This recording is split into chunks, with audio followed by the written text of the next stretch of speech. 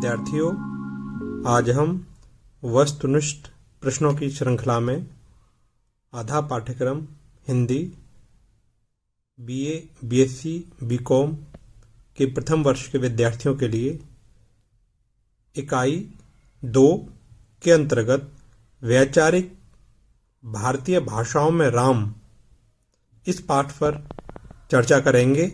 इसमें हम देखेंगे कि क्या कौन कौन से महत्वपूर्ण प्रश्न इसमें बन सकते हैं। इसके लेखक हैं प्रोफेसर उमेश कुमार सिंह। उमेश कुमार सिंह जी ने यह पाठ का निर्माण किया है, जिसमें राम के चरित्र को लेकर के भारतीय भाषाओं के साथ साथ अन्य जगहों पर भी राम के चरित्र को लेकर के जो भी कुछ लिखा गया है उसको उन्होंने कम से कम शब्दों में यहाँ पर बहुत अच्छी तरह से प्रस्तुत करने का प्रयत्न किया है। चलिए इस पाठ के जो प्रश्न हैं वस्तुनिष्ठ उन पर चर्चा करते हैं। पहला प्रश्न है, राम कथा का मूल आधार है, यानी राम कथा का मूल आधार क्या है। तो राम कथा का मूल आधार है वाल्मीकि रामायण। वाल्मीकि रामायण ही सबसे पहले राम कथा को लेकर के रची गई है। इसके बाद भारतीय वाङ्मय में आदि कवि किसे कहा जाता है। भारतीय वाङ्मय में आदि कवि किसे कहा जाता है। इसके 4 विकल्प हैं, वाल्मीकि, तुलसीदास, कृतवास और कालिदास। तो इसका सही उत्तर होगा वाल्मीकि। वाल्मीकि को ही आदि कवि माना जाता है। अगला प्रश्न है, अमानक जातक किस परंपरा का ग्रंथ है।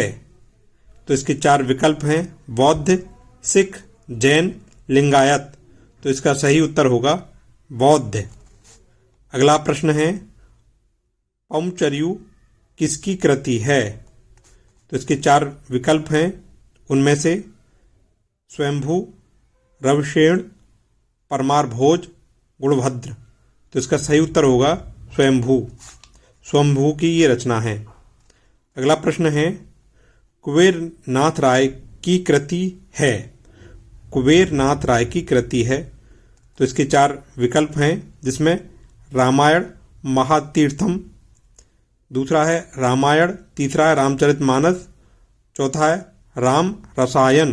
तो इसका सही उत्तर होगा रामायण महातीर्थम। अगला प्रश्न है, भारतीय भाषाओं में राम कथा का जिन आयामों में वर्णन किया गया है उसे कहते हैं। रामकथा, रामोपाख्यान, रामचरितमानस, रामसागर। तो याद रखिएगा, इसका सही उत्तर होगा रामोपाख्यान। अगला 7वां प्रश्न है, कंब रामायण किस भाषा का काव्य है। तो इसके 4 विकल्प हैं, तमिल, तेलुगु, कन्नड़, मलयालम। तो इसका सही उत्तर होगा तमिल। तमिल भाषा में कंब रामायण रची गई है। अगला प्रश्न है 8वां, कृतवास रामायण किस भाषा का काव्य है। यह महत्वपूर्ण रामचरित को लेकर के लिखा गया काव्य ग्रंथ है।